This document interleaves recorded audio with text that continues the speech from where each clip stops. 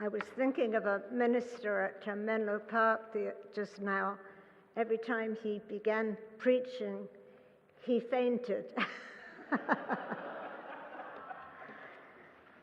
So I stumbled. Okay, good morning, everyone. So what does God call me to do?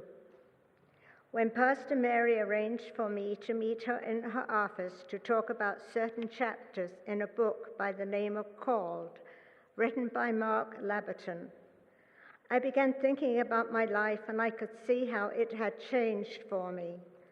My husband and I became members of Trinity in 1975. Some of you weren't even born then.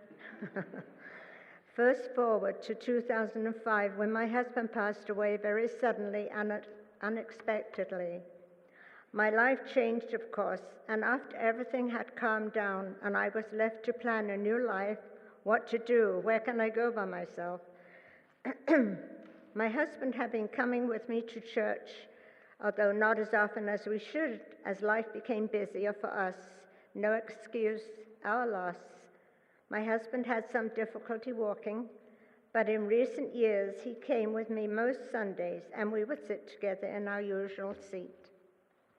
So for the first year after losing him, church became the hardest place for me to go. I realized that I had to make a new life for myself. My children and grandchildren were all doing well, although of course they missed him too. But I needed a new life for myself. One day a thought, or would it be a message from God? Who else could it be? You need to come to church every Sunday, not just when you feel like it. I have been doing that ever since. Then another thought, you need a women's Bible study group. I did not even know that Trinity had one. But one day while reading the program in church, there it was, if interested, call Karen Gernand. So I became a member and gradually began to know a great group of wonderful Christian women.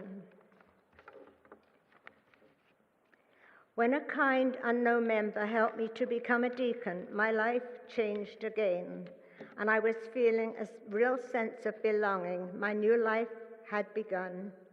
I began to visit, often accompanied by other deacons, to members at their homes who were unable to attend church, and I did have a sense of being called and received far more than I gave. We have many members, some of whom live alone and really rely on friends for help and rise to their doctor or to buy groceries, but they do like to talk to, etc. Also members who are well cared for in a facility, but they do like to talk to church members who visit them often with flowers or little treats. Two ladies are 97 years young, and one lady has a caregiver every day, but only for a few hours, and a church friend visits them through the week and has helped her for many years, picking up supplies from Costco and help in many other ways. I help when I can, and the other lady has no help other than our church deacons and friends. When I first met her, there were 4 ways I felt she needed help.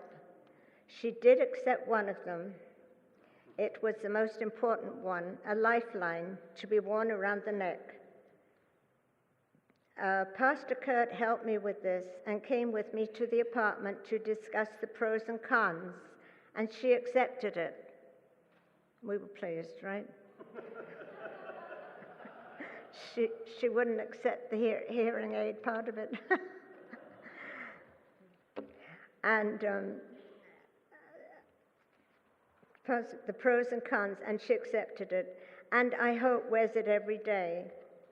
I know she wore it the first night because she told me she woke up in the middle of the night to see firemen all around her bed. The police, she couldn't hear the phone, she couldn't hear the doorbell ring, so they broke in. So we know it works. Oh dear. I think she accidentally pressed the button. My hope is to find more time to make more visits, which I find most rewarding. And I am so thankful to God and my family and my church family for all that has been given to me in my life.